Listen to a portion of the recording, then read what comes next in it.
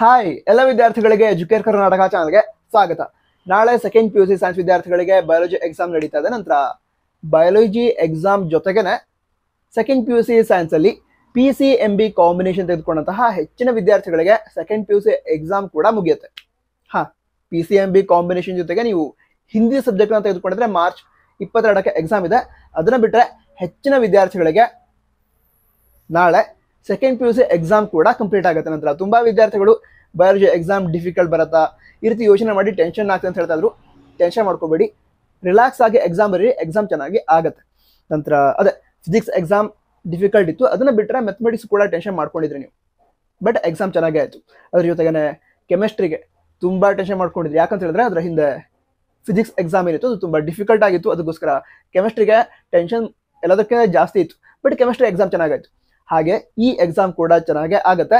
ನಿಮ್ಮಿಂದ ಸಾಧ್ಯ ಆದಷ್ಟು ಹೆಚ್ಚು ಮಾರ್ಕ್ಸ್ ಬರಬೇಕು, ಆ ರೀತಿ ಎಕ್ಸಾಮ್ನ ಬರೀರಿ. ಅಂದ್ರೆ ಮೈಂಡನ್ನು ರಿಲ್ಯಾಕ್ಸ್ ಆಗಿ ಇಟ್ಕೊಂಡು ಎಕ್ಸಾಮ್ನ ಬರೀರಿ. ನಂತರ ನಾಳೆ ಅದು ಹೇಳಿದ್ನಲ್ವಾ, ಹೆಚ್ಚಿನ PCMB ಕಾಂಬಿನೇಷನ್ ತೆಗೆದುಕೊಂಡಂತಹ ಸೈನ್ಸ್ ವಿದ್ಯಾರ್ಥಿಗಳಿಗೆ ಸೆಕೆಂಡ್ PUC ಎಕ್ಸಾಮ್ ಮುಗಿಯುತ್ತೆ. ಅದರ ನಂತರ ಏನು ಮಾಡಬೇಕು ಅಂತ ಹೇಳಿದ್ರೆ, ನೀವೀಗ KCET ಅಥವಾ ನೀಟ್ ಎಕ್ಸಾಮ್ಗೆ ಅಪ್ಲಿಕೇಶನ್ ಹಾಕಿದ್ರೆ ಅದರ ಪ್ರಿಪ್ರೇಷನ್ ಸ್ಟಾರ್ಟ್ ಮಾಡಬೇಕು. ಯಾಕಂತ ಹೇಳಿದ್ರೆ KCETಗಂತೂ ಹಿಂದಿನ ವರ್ಷಗಳಿಗೆ ಕಂಪೇರ್ ಮಾಡಿದ್ರೆ ತುಂಬಾ ಕಡಿಮೆ ಟೈಮನ್ನು ಕೊಟ್ಟಿದ್ದಾರೆ. ಅಂದ್ರೆ ಹಿಂದಿನ ವರ್ಷಗಳಲ್ಲಿ ಮಿನಿಮಮ್ ಒಂದು 40 to 45 ಡೇಸ್ ಸಿಗ್ತಿತ್ತು. ಏನೂ ಇಲ್ಲ ಅಂತ ಹೇಳಿದ್ರೆ 30 ಡೇಸ್ ಆದರೂ ಸಿಕ್ತಿತ್ತು. ಬಟ್ ಈ ವರ್ಷ ಸ್ವಲ್ಪ ಕಡಿಮೆ ಟೈಮ್ ಇದೆ. ಅದಕ್ಕೋಸ್ಕರ ಇರುವಂತಹ ಟೈಮನ್ನು ಕರೆಕ್ಟಾಗಿ ಯೂಸ್ ಮಾಡ್ಕೋಬೇಕು ಅಂತ ಹೇಳಿದ್ರೆ ಟೈಮನ್ನು ವೇಸ್ಟ್ ಮಾಡಬಾರ್ದು. ಅದಕ್ಕೋಸ್ಕರನೇ ನಾಳೆ ಬಯಾಲಜಿ ಎಕ್ಸಾಮ್ ಆದ ನಂತರ ನೆಕ್ಸ್ಟ್ ನೀವು ಮಾಡಬೇಕು ಅಂತ ಹೇಳಿದ್ರೆ KCET ಆಗಿದ್ರೆ KCET, ಇಲ್ಲಿದ್ರೆ ನೀಟ್ ಆಗಿದ್ರೆ ನೀಟ್, ಅದರ ಪ್ರಿಪ್ರೇಷನ್ನ ಸ್ಟಾರ್ಟ್ ಮಾಡಬೇಕು. ಸರಿನಾ? ಅಂದರೆ ನೀವು ಯಾವುದಾದ್ರೂ ಯೂಟ್ಯೂಬ್ ಚಾನಲ್ನ ಫಾಲೋ ಮಾಡ್ತೀರಾ ಅಂತ ಹೇಳಿದ್ರೆ ಕ್ಲಾಸ್ಗೋಸ್ಕರ ಫಾಲೋ ಮಾಡಿ.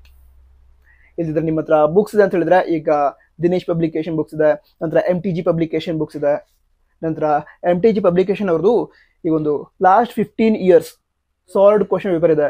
ಸೊ ಅದನ್ನೆಲ್ಲ ಅಂದರೆ ಆ ಬುಕ್ಸನ್ನು ಪರ್ಚೇಸ್ ಮಾಡಿ, ಅಥವಾ ನೀವು ಲೈಬ್ರರಿ ಹೋಗ್ತಾ ಇದ್ರೆ, ಕಾಲೇಜ್ ಲೈಬ್ರರಿ ಇದ್ರೆ, ಸೊ ಅಲ್ಲಿಂದ ಆ ಬುಕ್ಸನ್ನು ತೆಗೆದುಕೊಂಡು ಕ್ವಶನ್ಸನ್ನು ಸಾಲ್ವ್ ಮಾಡಿ ಪ್ರಾಕ್ಟೀಸ್ ಮಾಡಿ ಇಟ್ಕೊಡ್ರಿ. ಇಲ್ಲದಿದ್ರೆ ನೀವು ಯಾವ್ದಾದ್ರು ಕೋಚಿಂಗ್ ಕ್ಲಾಸಿಗೆ ಜಾಯ್ನ್ ಆಗ್ತಂತ ಹೇಳಿದ್ರೆ, ಕ್ರ್ಯಾಶ್ ಕೋರ್ಸ್ ಅಂತ ಮಾಡ್ತಾರೆ, ಯಾವ್ದಾದ್ರು ಕ್ಲಾಸನ್ನು ನೀವು ಜಾಯ್ನ್ ಆಗ್ತಂತ ಹೇಳಿದ್ರೆ ಅದನ್ನು ಕೂಡ ಜಾಯ್ನ್ ಆಗಿ ತುಂಬ ಡಿಲೇ ಮಾಡೋದಕ್ಕೆ ಹೋಗ್ಬೇಡಿ. ಸರಿನಾ? ಯಾಕಂತ ಹೇಳಿದ್ರೆ ಟೈಮ್ ಕಡಿಮೆ ಇದೆ. ಅದಕ್ಕೋಸ್ಕರ ಇದ್ದಿರುವಂತಹ ಟೈಮನ್ನು ಕರೆಕ್ಟಾಗಿ ಯೂಸ್ ಮಾಡ್ಕೋಬೇಕು. ಸೊ ನೆಕ್ಸ್ಟ್ ಏನು ಟಾರ್ಗೆಟ್ ಹೇಳಿ, ನಮ್ಮದು ಬಯಾಲಜಿ ಎಕ್ಸಾಮ್ ಮುಗೀತು ಅಂತ ಹೇಳಿದ್ರೆ ನೆಕ್ಸ್ಟ್ ಕಾಂಪಿಟೇಟಿವ್ ಎಕ್ಸಾಮ್ KCET ಆಗಿದ್ರೆ KCET, ಇದ್ದಿದ್ರೆ ನೀಟ್, ಅದರ ಪ್ರಿಪ್ರೇಷನ್ನ ಸ್ಟಾರ್ಟ್ ಮಾಡಿ, ಅದನ್ನು ಕೂಡ ಚೆನ್ನಾಗಿ ಮಾಡಿ ಒಳ್ಳೆ ರ್ಯಾಂಕನ್ನು ಪಡೆದುಕೊಂಡು ಒಳ್ಳೆ ಕಾಲೇಜಲ್ಲಿ ಅಡ್ಮಿಷನ್ನ ಪಡೆದುಕೊಳ್ಳಿ. ಸಾಧ್ಯ ಇದೆ, ನಿಮ್ಮಿಂದ ಆಗುತ್ತೆ. All the best. Jai Hind. Vande Mataram.